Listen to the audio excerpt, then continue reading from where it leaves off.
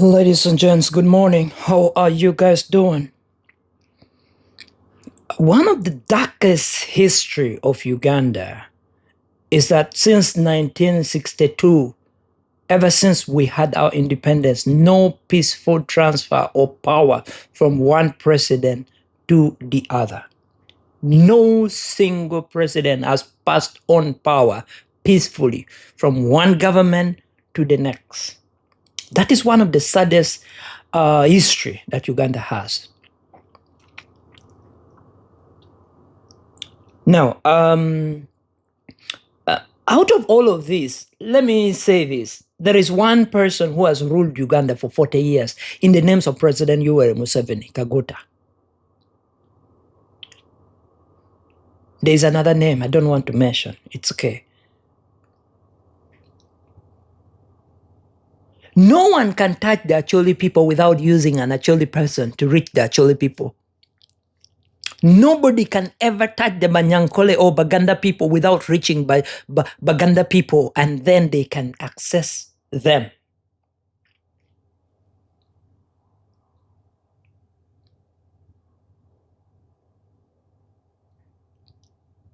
For me, I don't know about you, but for me, I want a world which is slightly better than the one that we are living in today, including Uganda, to be a better country than what we see today. And I have children that I take care of. But I want a better world for them. And even all the younger generations, all of your children who happens to be coming from Uganda, I want a better world for them. I want a younger generation who will be free to speak their mind and they will not be held into detention centers. I don't want to see that young person who is going to be abducted in broad daylight or in the dark in the name of peace and security. I don't want to see a Dr. Kizza Besigye being held in the police cell for about 8-9 months, coming to a year without trials. 11 months now. I don't want to see that. I don't want to see no supporters being held into detention centers, arrested, shot at, and done anything stupid on, right?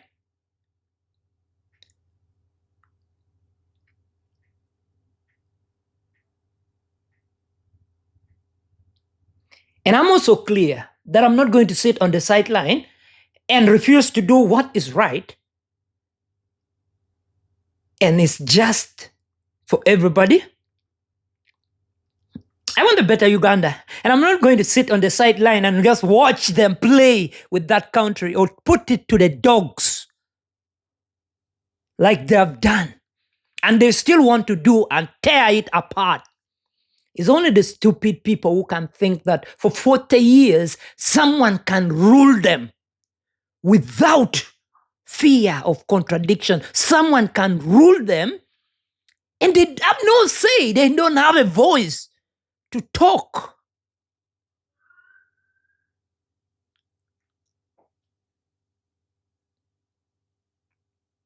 And by the way, on this, let me say, President Yoweri Museveni, kudos. Well done. You're a genius. Because for 40 years, to rule people with reshufflement, you see this one who is doing good, they reshuffle him here and there. You see this one who is doing good, and they are terminated, sometimes permanently. It is what it is. I don't know. But I wish for a better Uganda. I wish for a better Uganda. I wish for a better Uganda where Ugandans will stand up for a Dr. Kizza Besigye or another person. I wish for a better Uganda. Not the Uganda that will forget about your contribution like Dr. Kizza Besigye and then they have forgotten him behind bars.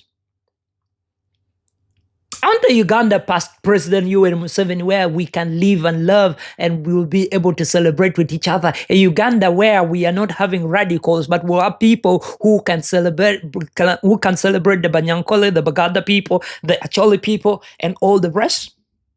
That's the Uganda I want. I want a Uganda which is free and fair, a Uganda where jobs are found in Karamoja just like in Barara or any other place.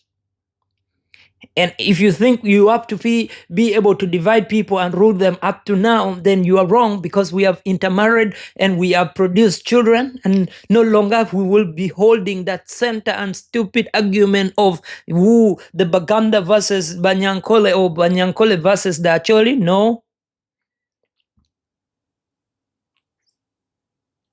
I want a Uganda where services are offered to everybody and they do not have to come from a certain region or their name mentioned in a certain way, then they can get opportunities. A Uganda where there is no abduction and retention, of people without trials. I want a Uganda like Kenya where the boys, the Gen Zs, they call them, can dance on the police track with the police and they are happy. No longer shall the Uganda that I would want to imagine will the army be involved in the politics of the nation. A Uganda where a leader is going to come from the civilians, not the army men.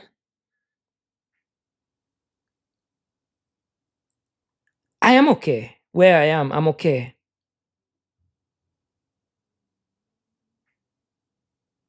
I'm okay where I am. I'm okay.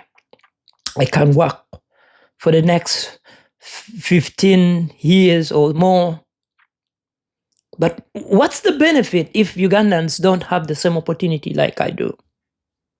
What's the benefit if the Acholi people, for far too long, they have been in the dungeons where they find themselves and they have been able to be manipulated and they have allowed themselves to be manipulated?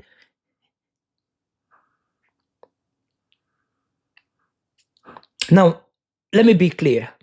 No single person who is working for this regime will be happy to hear the truth, but inside of them, each one of them, they have a sense of truth in them. But let me tell you, the truth is often told when they are with their women in the cars driving. The truth is often told when they're in the sitting room with their children, with their kids and their cousins. That's when the truth is told. No, they will not say the truth when they're in the public platform. But only a few ones who can dare to speak the truth when they're in the public platform. And let me say kudos to this gentleman, they call him Semoju Nganda. Well done. If politics is like your one, please carry on. God bless you. God protect you. Allah should grant you more years that you can be able to speak to the hearts of Ugandans, that you can speak the truth no matter the cost. That's what we need. That's what Ugandans deserve. Far it be for me to speak poorly of my nation.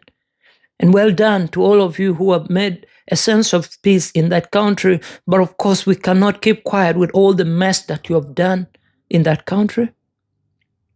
May God help us to see a better Uganda. As we usher in independence this week, even if it has lost meaning like it used to be, where we celebrated with vigor, with enthusiasm, please, let's carry forward. God help us all.